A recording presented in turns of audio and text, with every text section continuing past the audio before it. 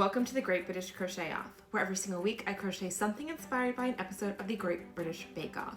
We are currently covering Series 5, and this is Episode 5, Pies and Tarts Week, or Pastry Week. As always, while I will not be discussing who left or who got Star Baker, I will be discussing these specific challenges.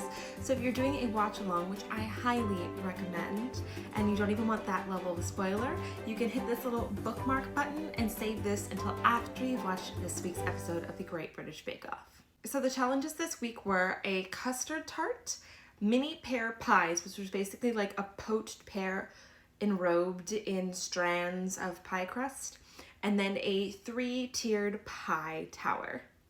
I don't have my usual cake stand because it is filled with banana bread, so this week I decided to make a giant pie.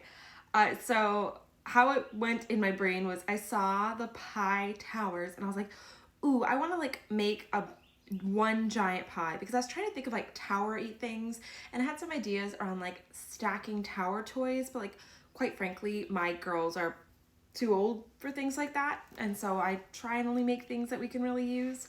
And then I was walking through my kitchen and I saw this tin that I have left over from a delicious batch of Chicago's Garrett's popcorn, and I was like, that could be a pie. So I enrobed it in this nice like fluffy cushy yarn and turned it into a giant pie.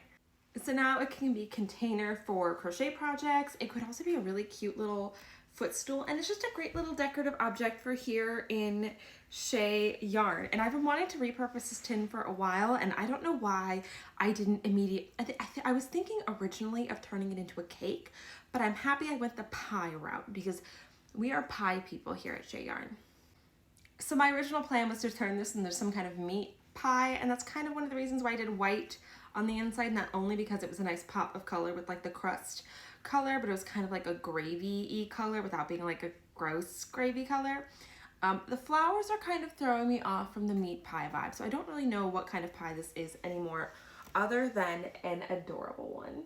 So I highly recommend you guys go around your house and look for all those weird leftover containers you have from like popcorn and things, and think about how you can cover them, how you can yarn bomb them, I guess. And I will see you guys next week for our next episode, which is European cakes, I think. And I already have an idea of what I'm going to do, so I better go get started on that.